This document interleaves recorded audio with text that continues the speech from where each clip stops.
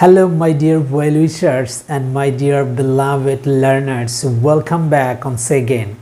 So অনেকদিন পর আবার স্পোকেন ইংলিশের একটি গুরুত্বপূর্ণ লেসন নিয়ে হাজির হলাম এন্ড আজকের এই লেসন থেকে আমরা শিখতে পারবো গুরুত্বপূর্ণ দুটি ব্যবহার। সো সেই দুটি ব্যবহার কি কি সেটা হচ্ছে am is are এর ব্যবহার এবং am is are plus to এর ব্যবহার। সো আপনারা এটা দেখে খুবই ইজি মনে করছেন যে am is are দিয়ে আর কি ব্যবহার শিখব। এক্স্যাক্টলি ডিয়ার লার্নার্স, দেখতে থাকুন। সো am is are এর একটি ভিন্ন একটি ব্যবহার শিখব যা আমাদের স্পোকেন ইংলিশটাকে আরও খুব সুন্দর করবে। স্পোকেন ইংলিশে আমরা ইংরেজিতে আসলে কথা বলতে পারবো, ঠিক আছে, যারা আমরা ইংরেজি শিখতে চাচ্ছি। সো am is are এর ব্যবহারটা আগে শিখি, তারপর আমরা am is are plus to কখন ব্যবহার করব এবং ব্যবহার করলে কি অর্থ দাঁড়াবে সেটা আমরা শিখব। সো am is are এই যে ভিন্ন ব্যবহারটি, এই am is are মানে হচ্ছে আছে, আছি কিংবা আছো। বাংলা বোঝাতে আমরা am is are ব্যবহার করি। সো আপনারা কিন্তু নর্মালি am is are এর যে ব্যবহার জানেন সেটা হয় মানে, তাই না? কিন্তু আমরা আজকে শিখছি কি am is are মানে আছে, আছি কিংবা আছো। সাপোজ অনেক সময় আমাদের কিন্তু বলতে হয় যে আমি গ্রামে আছি, আমি আমেরিকাতে আছি, আমি সিঙ্গাপুরে আছি, আমি বাহিরে আছি।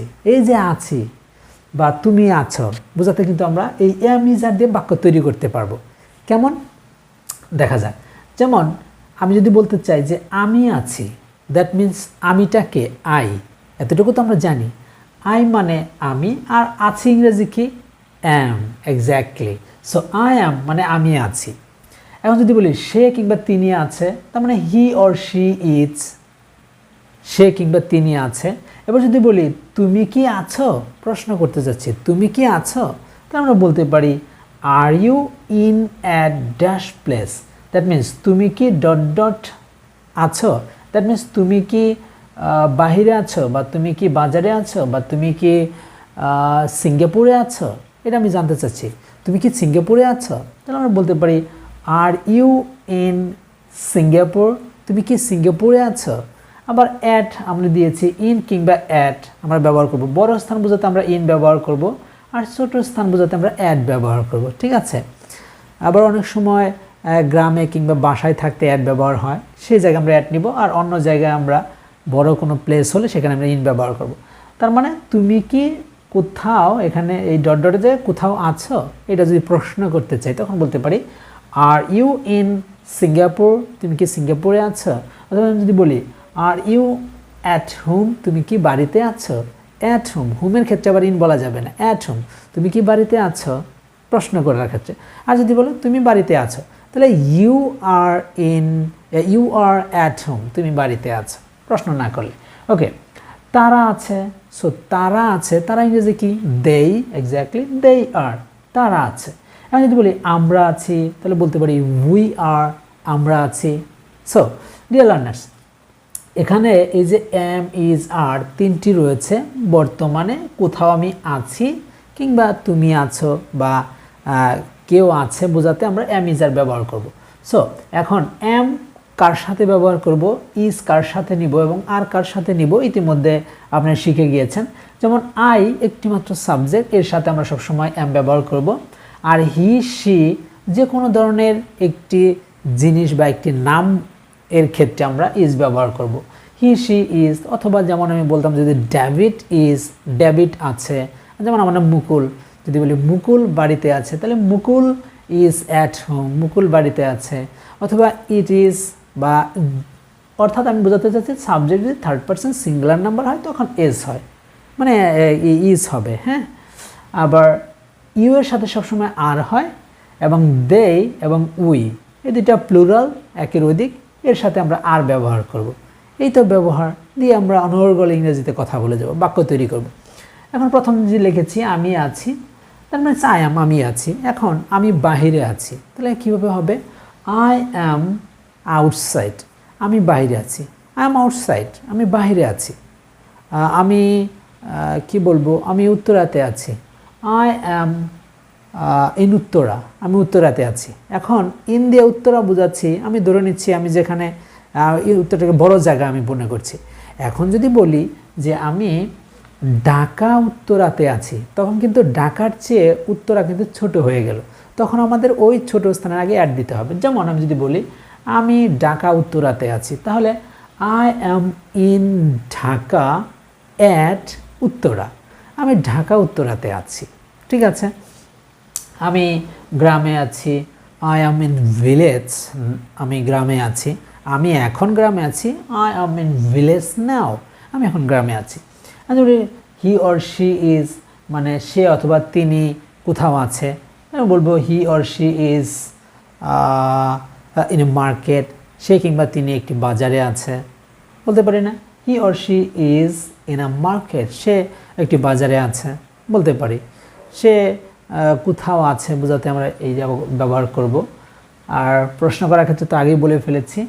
এখন দে আর, তারা আছে, তারা কি বলবো, তারা স্কুলে আছে, কিংবা তারা বিশ্ববিদ্যালয়ে আছে, কিংবা তারা কাজে আছে, জাস্ট আমরা এই যে ব্যবহার দে আর ডট ডট, যে জায়গায় আছে প্লেসের জায়গায় প্লেস বসায় দিব। ঠিক আছে, আর আমরা আছি উই আর, কোথায় আছি সেটা দিয়ে দিব। ঠিক আছে, আমি সাপোজ বোঝাচ্ছি যে আমরা মিটিংয়ে আছি, so we are in a meeting, আমরা একটি মিটিংয়ে আছি, we are in a meeting, so আমরা একটি মিটিংয়ে আছি, তাই না? এটা বলে দিলাম এভাবে। ঠিক আছে, সো আশা করি এম ইজ আর যে ভিন্ন একটি ব্যবহার আছে সেটা দিয়ে আমি বোঝাতে পেরেছি।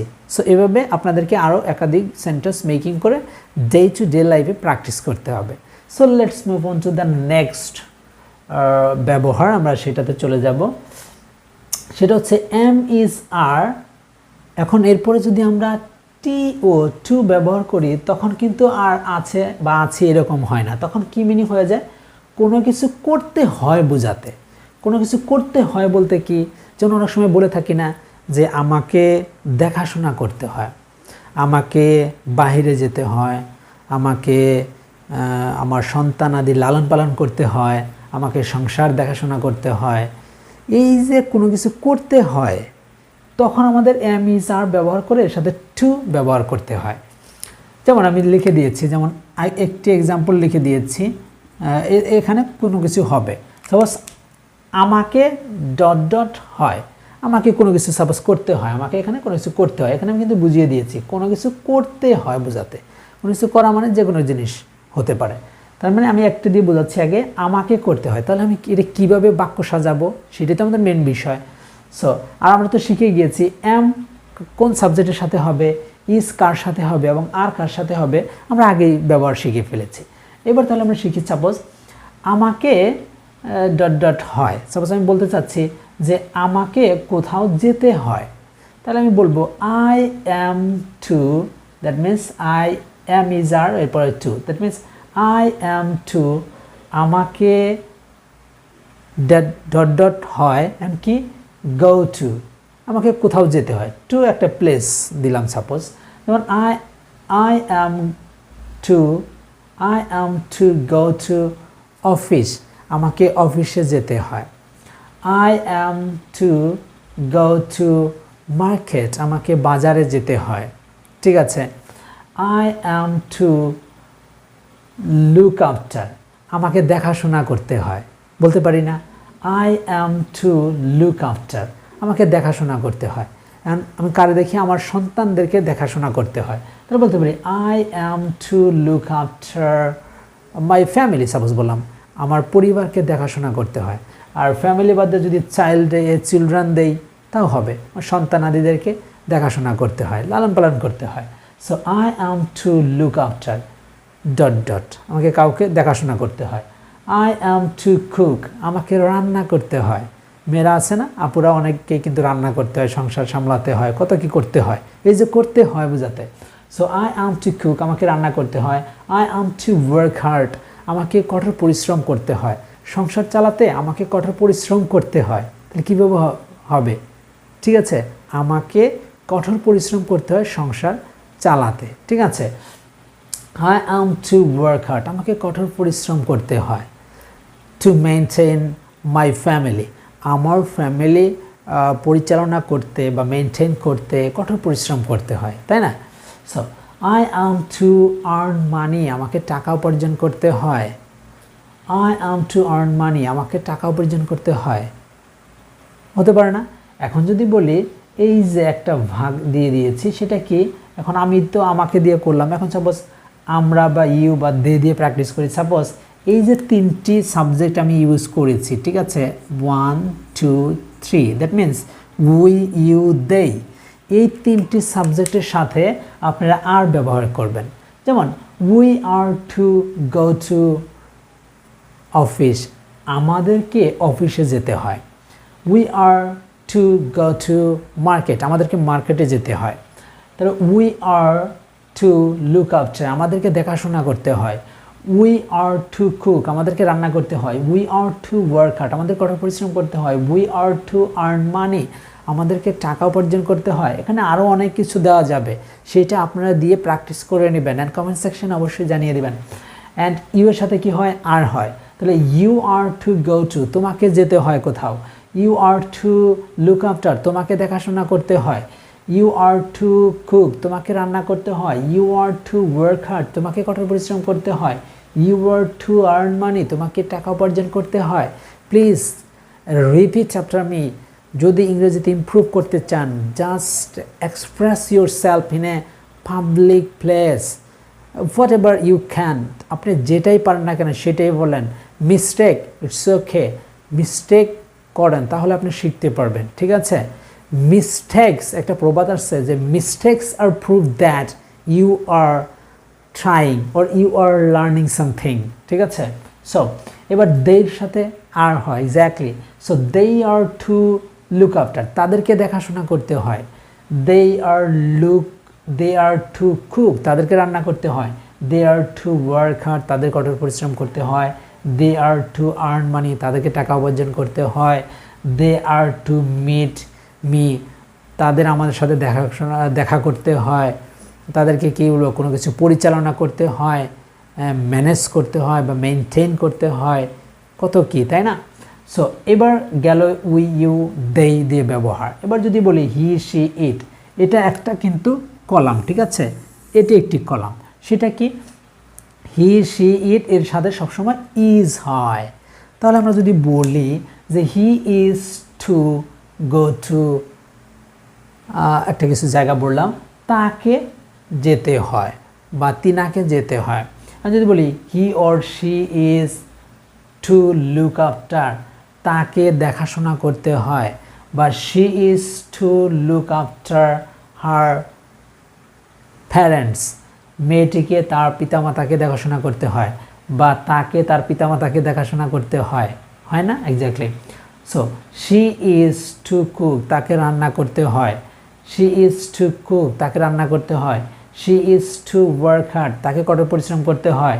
যদি বলি হি ইজ টু আর্ন মানি, তাকে টাকা উপার্জন করতে হয়। হি হলো পুরুষ অর্থে, আর শি হচ্ছে মেয়ে অর্থে, আর ইট বস্তু টাইপের আমরা কোনো কিছু ব্যবহার করতে ইজ ব্যবহার করে থাকি। সো ডিয়ার লার্নার্স, এই ছিল গুরুত্বপূর্ণ আজকের ব্যবহার। সেটা হচ্ছে কি এম ইজ আর, শুধু এম ইজ আর আমরা আছে কিংবা আছি অর্থে ব্যবহার করতে পারি। আবার অ্যাট দ্য সেম টাইম যদি আমরা এম ইজ আর এর পরে টু ব্যবহার করি, তখন মিনিংটা চেঞ্জ হয়ে যায়, যে কোনো কিছু আমাকে করতে হয়, আমার করার ইচ্ছা নেই কিন্তু তাও করতে হয়, ঠিক আছে। একটা হচ্ছে আমাকে যেতে হয়, করতে হয়, ওইটা আলাদা, কিন্তু আমাদেরকে নর্মালি কোনো কিছু করতে হয়, ঠিক আছে, এটা বোঝাতে। সো এই ছিল আজকের লেসনটি। আশা করি লেসনটি অনেক উপকারে এসেছে। অ্যান্ড যদি এই ধরনের লেসন আরও পেতে চান তাহলে please stay connected with us and see you again with some other time. আল্লাহ হাফেজ।